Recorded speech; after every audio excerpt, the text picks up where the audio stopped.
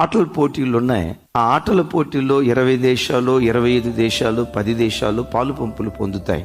Semifinals అని, quarter finals అని, finals. ఇక ఫైనల్స్ అంతా అయిపోయిన తర్వాత ఒక జాతీయ జెండా ఆ గ్రౌండ్ అంతా రెపరెపలాడుతుంది.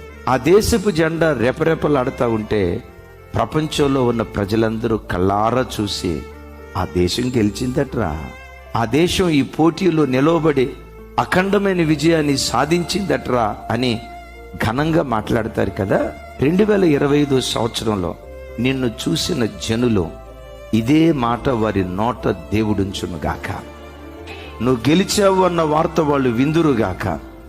నీవు నీ పిల్లలు గెలిచిన సమాచారం వారి కళ్ళతో చూసి వారి దేవుడు వారిని గెలిపించాడు, వారు విజేతలుగా నిలవబడ్డారు.